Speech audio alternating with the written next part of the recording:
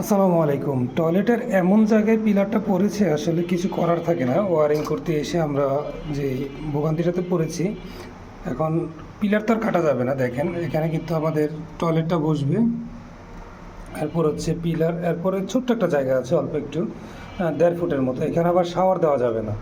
তো সেক্ষেত্রে পিলারে কিন্তু শাওয়ারটা দিতে হয়েছে। তো পিলারে যখন দিয়েছি আমরা আলহামদুলিল্লাহ আমাদের লেভেলিংটা আমরা চেক করে নিয়েছি, লেভেলটাও একুরেট আছে, মিক্সচার সেটআপটাও আলহামদুলিল্লাহ সুন্দর আছে।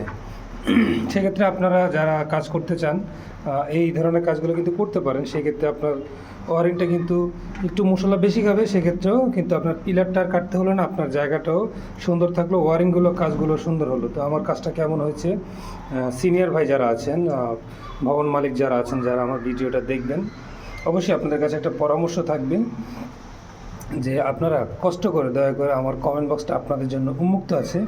আপনারা কিন্তু আপনাদের মূল্যবান মতামতটা কমেন্ট বক্সে রেখে যাবেন। এই যে আমরা যে মিক্সচারটা সেট আপ করেছি, বাথটব মিক্সচার, এটা হচ্ছে বাথটব মিক্সচার। এখানে হচ্ছে শাওয়ার মিক্সচার। আপনারা জানেন যারা কাজ করেন সেই সমস্ত মানুষগুলো হয়তো অবগত আছেন এই জায়গায়। তো আমাদের ওয়ারিংটা, আমাদের এটা হচ্ছে একেবারে টপ ফ্লোর, একেবারে 6 একটা টপ ফ্লোর। এখানে হচ্ছে আমাদের কমোডটা বসবে, আপনাদেরকে ভালো করে আমি দেখাচ্ছি। এখানে হচ্ছে আমাদের ড্রাফটের লাইন, এখানে আমাদের গরম ঠান্ডা যে দুইটা কন্ট্রোলিং বাল্ব দিয়েছি এই জায়গার মধ্যে। গরম ঠান্ডা একটা দিলেও চলে, তারপর আমরা দুইটা ব্যবহার করেছি।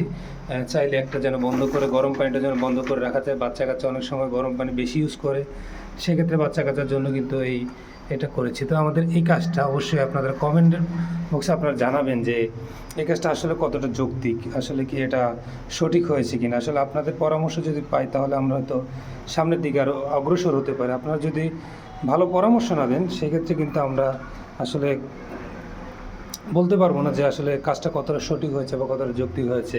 তো আমরা কেবল ক্লিপ মেরে কিন্তু সম্পূর্ণটা ওয়ারিং একেবারে জাম করে দিয়েছি।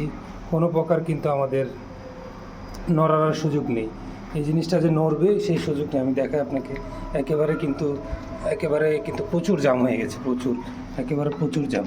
দেখেন লড়ার সুযোগ নেই, আমাদের ওয়ারিংটা এখনও কমপ্লিট হয় নাই।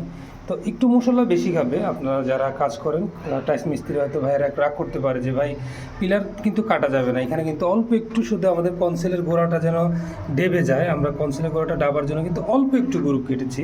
আপনারা যদি খেয়াল করেন তাহলে বুঝতে পারেন, অল্প একটু গ্রুপের ভিতরে কিন্তু কাজটা সমাধান করে ফেলেছি। হালকা একটু শুধু ছেটে দিয়েছি, সেক্ষেত্রে কিন্তু পিলারটা কিন্তু কাটে নেই, অল্প একটু। আপনারা অনেকে বলবেন যে পিলার তো ভাঙছেন, বা এখানে যেটা ভাঙছি এটা হচ্ছে কনসেলের গোড়াটা আপনার 2 সুতো পরিমাণ, একেবারে 2 সুতো পরিমাণ কাটছি।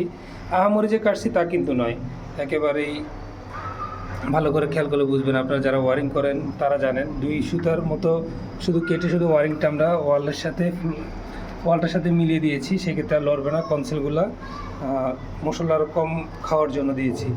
তো অবশ্যই কমেন্ট বক্সটা আপনাদের জন্য উন্মুক্ত আছে। যারা ভাইয়েরা আছেন, সিনিয়র ভাইয়েরা আছেন, ভবন মালিক আছেন, এই কাজটা কি আসলে সঠিক হয়েছে কিনা বা ভালো হয়েছে কিনা অবশ্যই কমেন্ট বক্সে আপনার মতামত রেখে যাবেন।